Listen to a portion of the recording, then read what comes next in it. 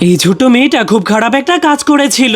একসময় সে তার দাদির কাছে থেকে রাজকন্যার মতো জীবন কাটাতো। তার দাদি তাকে এতটাই ভালোবাসতো যে সে তাকে খুশি করার জন্য সবকিছুই করত।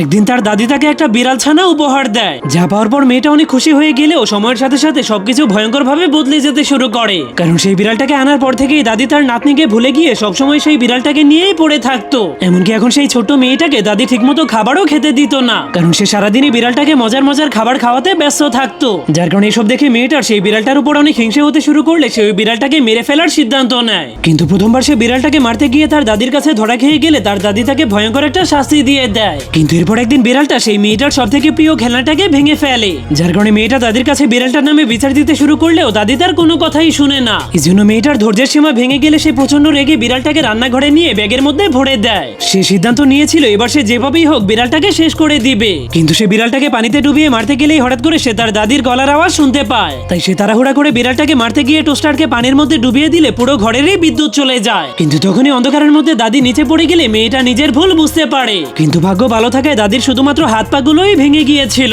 এই জন্য শাস্তি হিসেবে ছোট্ট মেয়েটাকে দাদির সেবা করার দায়িত্ব দেওয়া হয়েছিল। কিন্তু সেই ছোট্ট বিড়ালটার হাড়গোড় সবকিছু ভেঙে গেলেও বিড়ালটা বেঁচে গিয়েছিল। আপনাদের মতে এই পরিস্থিতির জন্য দোষটা কার ছিল, দাদির, ছোট মেয়েটার নাকি বিড়াল ছানাটার?